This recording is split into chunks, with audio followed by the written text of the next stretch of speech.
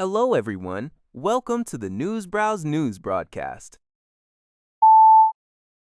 The Canadian Liberal government announced a plan to temporarily suspend the federal fuel excise tax on gasoline and diesel until Labor Day, starting April 20.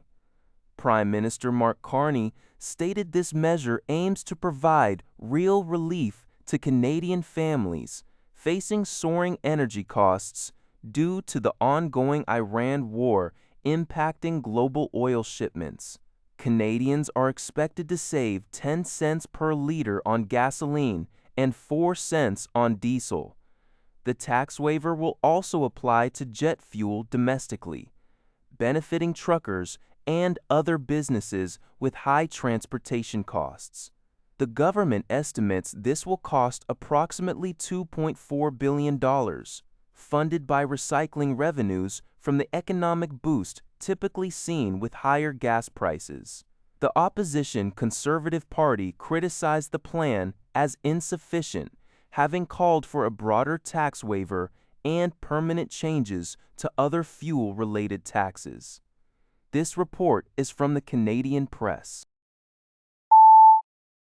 Global News reports that a Canadian citizen identified by community organizers as Hassan Haider from Windsor-on-Acha was killed in southern Lebanon amidst the ongoing conflict between Israel and Hezbollah. Foreign Affairs Minister Anand confirmed the tragic death on Monday, extending her deepest condolences to his family and loved ones. Global Affairs Canada is providing consular assistance.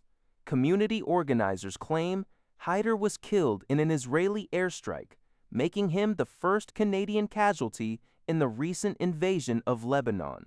Anand's statement reiterated Canada's support for the Lebanese government's efforts to restore full state authority, including the disarmament of Hezbollah, and urged Israel to cease its attacks to pursue a durable diplomatic solution. Haider is survived by his wife and 5 children, including a 1-year-old. The National Council of Canadian Muslims expressed devastation and called for sanctions against the Israeli government and investigations into alleged war crimes by Israeli soldiers. An arbitrator has ordered Air Canada to provide back pay to 7 pilots who were denied religious exemptions from the airline's mandatory COVID-19 vaccination policy, ruling it a violation of the Canadian Human Rights Act. The decision, reported by the Canadian Press, states that Air Canada placed these pilots on unpaid leave, while other pilots who successfully demonstrated a sincere religious belief received over 6 months of paid leave. Arbitrator James Hayes found that the 7 Christian pilots' requests were grounded in sincere religious conviction, despite some not presenting letters from religious leaders. He emphasized that religious belief is deeply personal and can vary individually. The ruling mandates back pay for the period between late October 2021 and early May 2022, aligning their compensation with those who initially received paid leave. After May 2022, all exempted pilots were placed on unpaid leave with benefits. Air Canada had previously argued that exemptions required a sincere belief and a clear link to vaccine aversion, denying requests based on personal preference or scientifically unsound concerns. The pilots cited various aspects of belief in Scripture to justify their stance against vaccination. The Canadian Press reports that Scotiabank CEO Scott Thomson highlighted how the ongoing conflict in the Middle East underscores the critical importance of Canada's energy exports.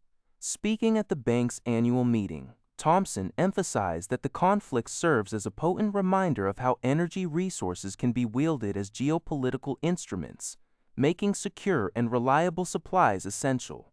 He asserted that Canada is uniquely positioned to act as a dependable alternative source of energy. Furthermore, Thomson stressed the crucial role of free trade within North America in an increasingly fragmented and multipolar global landscape. He expressed the bank's expectation that the Canada-United States-Mexico trade agreement will likely be renewed later this year, advocating for swift negotiations to reduce uncertainty and deepen economic relationships across the three nations. Thompson also noted that Scotiabank plans to disclose its energy supply ratio this month, measuring its fossil fuel lending against low-emission sources, following a similar move by RBC. That's all for this video.